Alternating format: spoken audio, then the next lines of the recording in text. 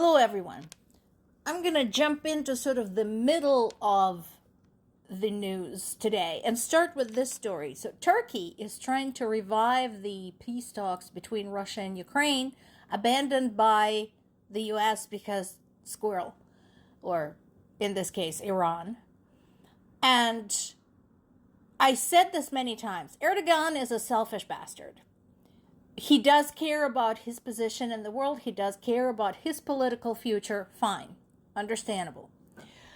And I think while he has been hedging to make sure to stay in decent graces with both sides, I think he understands that it is safer for his country and for his political future to have Ukraine as his northern neighbor across the sea rather than Russia. It is better to have most of the Black Sea coast controlled by Ukraine in the north than by Russia.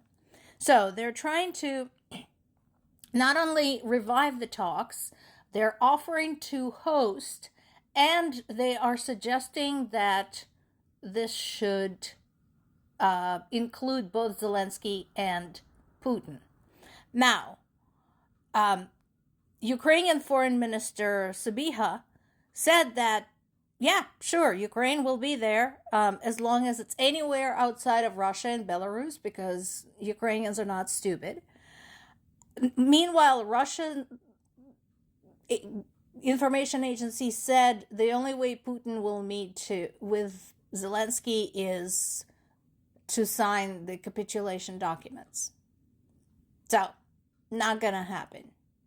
They may agree, they may send smaller delegations at the lower level, do another prisoner swap maybe, maybe bring some kids home, but this is Putin's position. It has been his position, and Ukraine is not going to surrender, so there is that.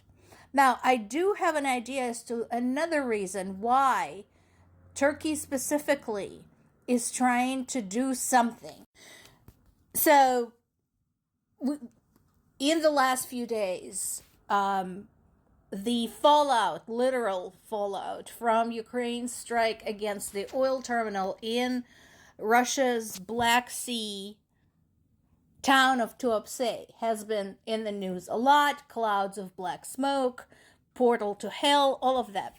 So over there in the top right is Tuapse. Down across the Black Sea is Turkey. So, if this disaster continues, which, by the way, Russians are not making any attempts to clean up right now, Turkey will suffer from the fallout. And part of the problem is that there are other oil terminals along that coast, and they're all currently valid military targets because we said this before, altogether another. Now, oil is the lifeblood of Russia's invasion of Ukraine. Turkey doesn't want to deal with this shit, and they're absolutely right. Nobody would want to deal with this shit. So I think that is another reason why they're trying to do something. Meanwhile, people in Tuapse don't understand why this is happening, and they're getting no support from Russia's federal government. There are no federal crews on the ground. It's all being done by local forces who cannot put out the fire. There has been an oil rain, and it's basically turning out to be a huge ecological disaster. Of course, Russians are blaming this on Ukrainians, forgetting the ecological disasters, plural, that this war had caused on Ukrainian territory. But hey, let bygones be bygones, yeah? But the point is that some of the statements out there on social media are basically, doesn't Putin care? Sweetie, no, he doesn't. Meanwhile, while that's going on at home in Russia, they once again are not making any progress at the front line. We already said they made no progress in March and suffered record losses. April is shaping up about the same way. They are ground to a screeching halt.